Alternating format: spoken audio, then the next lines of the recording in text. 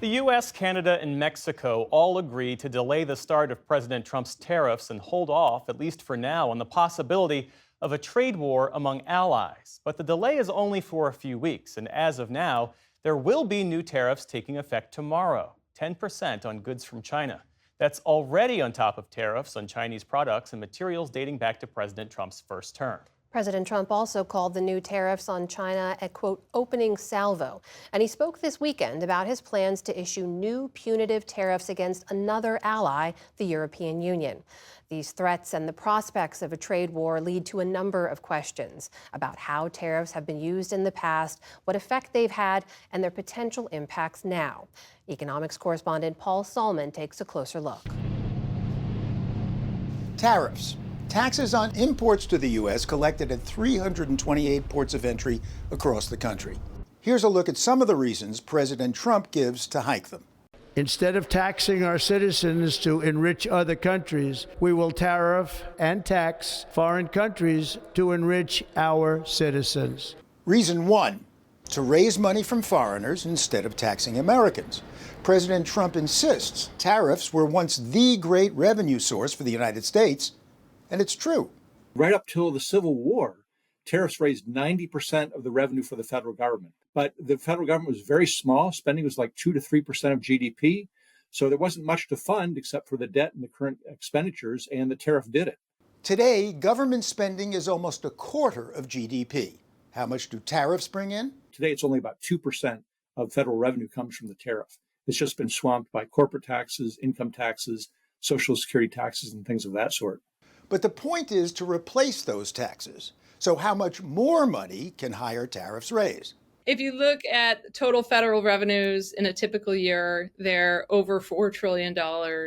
Almost $3 trillion of that is a combination of the individual income tax and the corporate income tax. Whereas we think the maximum you could get out of tariffs, if you really push them to the highest level you could go, would be in the neighborhood of $800 billion, right? So that's not going to come anywhere near what you need to even replace the individual income tax, let alone the corporate tax, payroll taxes, and other types of tax on income.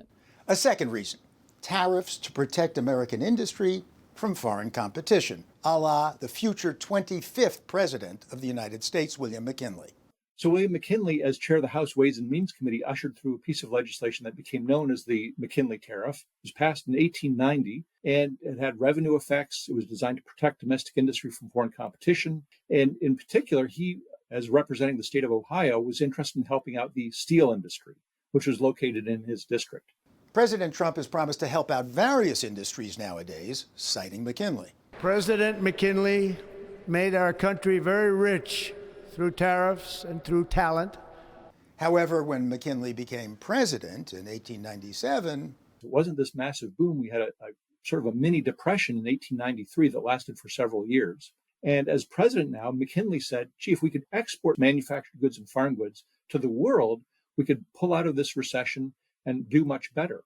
And he changed tack. In fact, he said the age of exclusion is past. He also said commercial wars weren't productive. And so he was much more outward-oriented president than he was as a member of Congress. Plus, there's a problem with tariffs, counter tariffs, which both Mexico and Canada threatened before today's delay. Canada will be responding to the U.S. trade action with 25% tariffs against $155 billion worth of American goods, such as American beer, wine, and bourbon, fruits and fruit juices, including orange juice, along with vegetables, perfume, clothing, and shoes. It'll include major consumer products like household appliances, furniture, and sports equipment, and materials like lumber and plastics, along with much, much more. Which would make our goods more expensive and thus hurt our exports. And that raises the question, who pays for tariffs anyway? According to research on the last Trump tariffs. So what we found in the 2018-2019 tariffs is that when the U.S. imposed tariffs on predominantly Chinese goods, the U.S. economy and U.S. importers bore the full incidence of those tariffs. And some of those costs would then trickle down and come back to consumers. Prices went up less than 0.5%. But the first Trump tariffs were just 15% on about 15% of U.S. imports. Not much. And of course, the more and higher the tariffs, the more expensive for importers and consumers. Moreover, they don't hit everyone equally. The tariff is a very regressive tax. It hits lower income households more than higher income households. So if we were to attempt to try to cut the income tax or replace the income tax with a tariff, we'd be going from a fairly progressive tax system to a very regressive tax system. Muscling other countries may be working, as Colombia's about face on accepting deportees suggests when Trump threatened tariffs on Colombia. As to protecting American manufacturing, well, here it's a double-edged sword. We'd help some industries, but we'd hurt others. Economists see trade-offs rather than sort of net creation of jobs and expansion of manufacturing as a result of tariffs.